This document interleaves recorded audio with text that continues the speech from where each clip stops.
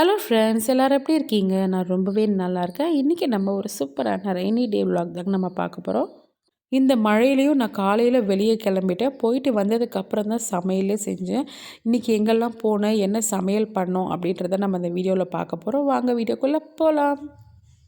காலையிலேயே சீக்கிரமாகவே எழுந்திரிச்சு பிரேக்ஃபாஸ்ட்லாம் ரெடி பண்ணிவிட்டு க்ளீனிங் வேலையெல்லாம் முடிச்சுட்டு கிளம்பி போயாச்சு. எங்கேன்னு பார்த்தீங்கன்னா ரொம்ப தூரம்லாம் இல்லைங்க, வீட்டுக்கு பக்கத்துலேயே தான்.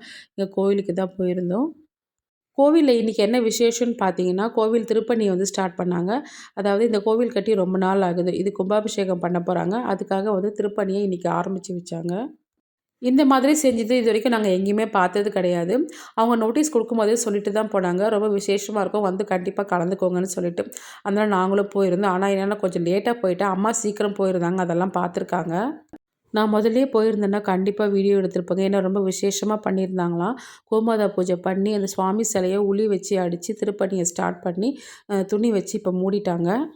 எல்லாருமே அதை சுற்றி நிற்க ஆரம்பிச்சிட்டாங்க. ஒருத்தர் கூட பார்க்கவே முடியல. அதனால் வந்து என்ன சொன்னாங்கன்னா, நீங்கள் அங்கே போய் சேரில் உட்காந்து பாருங்கள் அப்படின்னு சொல்லிட்டாங்க. அதனால் எல்லோரும் வந்து தூரமாக கிளம்பி போயிட்டோம்.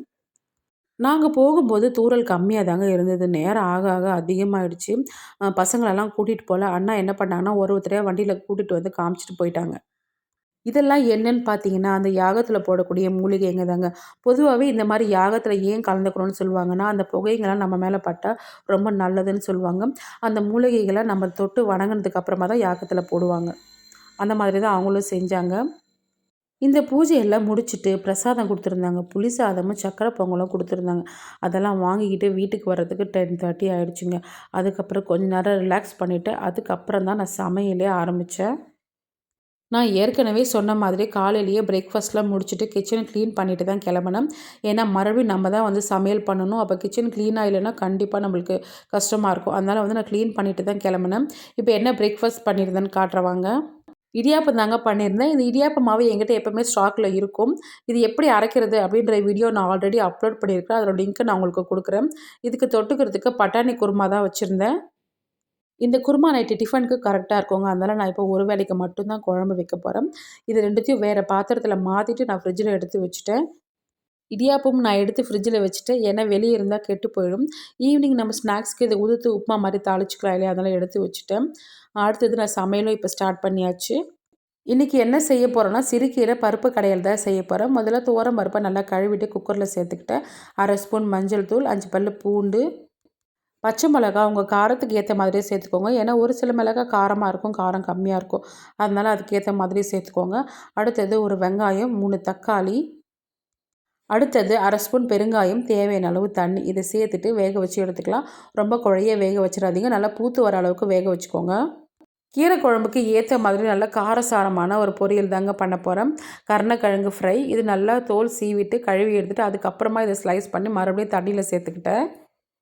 இந்த மாதிரி கட் பண்ணும்போதே தெரியுங்க, நம்மளுக்கு இது வந்து அதிகமான நமிச்சல் இருக்கா இல்லையா அப்படின்னு சொல்லிட்டு. அந்த மாதிரி இருந்ததுன்னா அதுக்கு ஏற்ற மாதிரி வந்து நம்ம புளி கரைசலோ இல்லை வந்து லெமனோ வந்து அதிகமாக சேர்த்துக்கலாம். நல்லா மெல்லிசாக ஸ்லைஸ் பண்ணதை கழுவி எடுத்துகிட்டு இந்த மாதிரி அகலமான பாத்திரத்தில் சேர்த்துக்கோங்க. அதில் 1/2 ஸ்பூன் மஞ்சள் தூள், கொஞ்சமாக உப்பு, 1/2 லெமன் இதை சேர்த்துக்கலாம். நமிச்சல் அதிகமாக இருந்தால் ஃபுல் லெமனை கூட சேர்த்துக்கோங்க. அடுத்தது இதில் தேவையான அளவு தண்ணி சேர்த்துக்கலாம். தண்ணியும் நல்லா முழுகிற அளவுக்கு சேர்த்துக்கோங்க. இது ரொம்ப நேரமாக வேக விடக்கூடாது. ஒரு கொதி வந்தால் போதும். நெக்ஸ்ட்டு கீரையை வேக வச்சுக்கலாம். நான் இன்றைக்கி ஒரு கட்டு கீரையிலேருந்து பாதி தான் எடுத்துருக்கிறேன். ஏன்னா பருப்பு போட்டு கடையிறதுக்கு இந்த அளவுக்கு இருந்தாலே போதும். இதில் தேவையான அளவு தண்ணி சேர்த்துட்டு இப்போ இதை வேக வச்சுக்கலாம். டக்குன்னு வேலை போயிட்டுருக்குங்க. இங்கே கீரை வெந்துட்டுருக்கு, அடுத்தது பருப்பு வெந்துட்டுருக்கு. இங்கே பார்த்திங்கன்னா கருணக்கிழங்கு ஒரு கொதி வரப்போகுது. இது கொதி வந்ததுக்கப்புறமா நம்ம ஆஃப் பண்ணிடலாம்.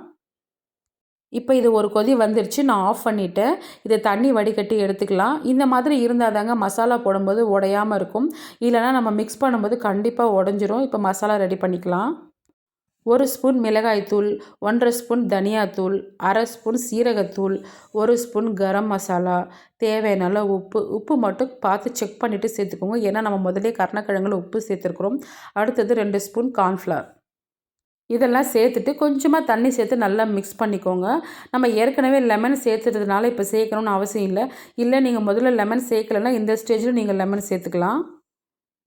இந்த லெமனுக்கு பதில் வேறு ஏதாவது சேர்க்கணும்னு நினச்சிங்கன்னா புளி கரைசல் சேர்க்கலாம். இல்லை அதுவும் இல்லை அப்படின்னா தக்காளியை வந்து நல்லா கரைச்சிட்டு அதையும் சேர்த்துக்கலாம். நிறைய ஆப்ஷன் இருக்குது. இப்போ மசாலா ரெடி ஆகிடுச்சு. ஒரு பீஸாக எடுத்து இதில் மிக்ஸ் பண்ணி எடுத்து வச்சுக்கலாம்.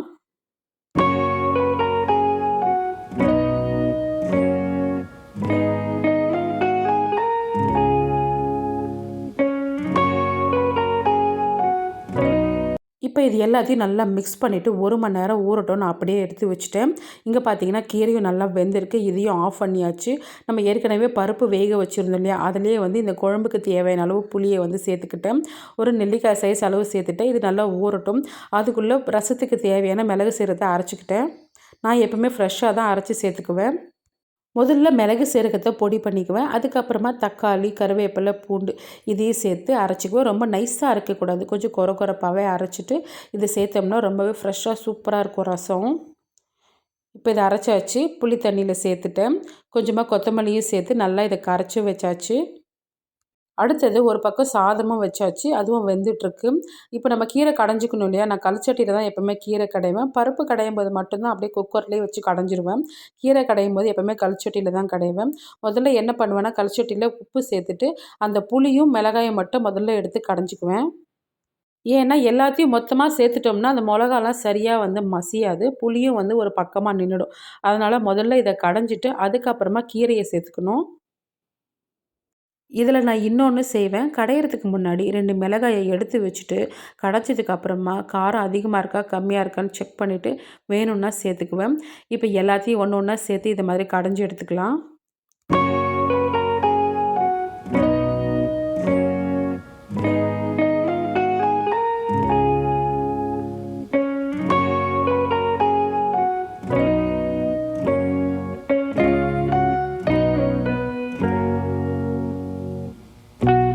பாருங்கள், இது சூப்பராக கடைஞ்சி எடுத்தாச்சு. இது ஒரு பாத்திரத்தில் சேர்த்துக்கலாம். நம்ம கீரை வேக வச்சுருந்தோம் இல்லையா தண்ணி, அதை வேஸ்ட் பண்ணாதீங்க. அதையும் வந்து இதிலேயே சேர்த்துக்கோங்க. குழம்பும் பாருங்கள், நான் இந்த அளவுக்கு தான் வச்சுருக்கிறேன். நான் இப்போ இதில் கீரை தண்ணி இருக்கிறதுனால சேர்த்துட்டேன். இல்லை உங்களுக்கு குழம்பு ரொம்ப திக்காக இருக்கிற மாதிரி தெரிஞ்சுதுன்னா சுடு தண்ணி சேர்த்துக்கோங்க. பச்சை தண்ணி மட்டும் சேர்த்துறாதீங்க. இப்போ ஓரளவுக்கு எல்லாமே ரெடியாக இருக்குது. இப்போ டக்குன்னு முடிக்கிற வேலை தான். சாதமும் வெந்துட்டுருக்கு. குழம்பு தாளிக்கிறதுக்கு கடாய் வச்சுருக்கேன். ரசம் தாளிக்கணும், குழம்பு தாளிக்கணும். கருணக்கிழங்கும் மசாலா போட்டு எடுத்து வச்சுருக்கிறேன். முதல்ல குழம்பு தாளித்து விட்டுக்கிட்டேன். வடகம் போட்டு தாங்க தாளிச்சிருந்தேன். எப்பவுமே கீரை குழம்பு வடகம் போட்டு தாளித்தோம்னா ரொம்பவே டேஸ்டியாக இருக்கும். இதே கடாயில் ரசமும் தாளித்து விட்டாச்சு. நான் எப்போவுமே வேலை செய்யும்போது பிளான் பண்ணி தாங்க செய்வேன். இதுக்கப்புறம் இது செய்யணும், இதுக்கப்புறம் இதை வேக வைக்கணும், கரெக்டாக பண்ணுவேன். அப்போ வேலை நம்மளுக்கு ஈஸியாக முடியும். இது மொத்தம் செஞ்சு முடிக்கிறதுக்கு எனக்கு 1 ஹவர் தாங்க ஆச்சு. கருணக்கிழங்கு ஃப்ரை மட்டும் நான் சாப்பிடும்போது தான் வந்து ஃப்ரை பண்ணேன். இந்த வேலையெல்லாம் முடிச்சதுக்கப்புறமா கிச்சனையும் க்ளீன் பண்ணிவிட்டேன். உங்களுக்கு பார்க்கும்போதே தெரியும். சாப்பிடும்போது தான் கருணக்கிழங்கு ஃப்ரை பண்ணேன். ஒரு பேனில் கொஞ்சமாக எண்ணெய் சேர்த்துட்டு இது ஒன்று ஒன்றா எடுத்து வச்சுக்கிட்டேங்க. இது செய்யும்போதே பார்த்திங்கன்னா அவ்வளோ நல்ல ஃப்ளேவர், ரொம்பவே நல்லா இருந்தது. கலரும் பார்த்திங்கன்னா ரொம்ப கருகி போகாமல் மீடியம் ஃப்ளேம்லேயே வச்சு எடுத்தோம்னா ரொம்பவே டேஸ்டியாக இருக்கும். இந்த மழைக்கு கருணக்கிழங்கு இந்த மாதிரி ஃப்ரை பண்ணிவிட்டு கீரை குழம்போடு வச்சு சாப்பிடும்போது அவ்வளோ டேஸ்ட்டாக இருந்தது.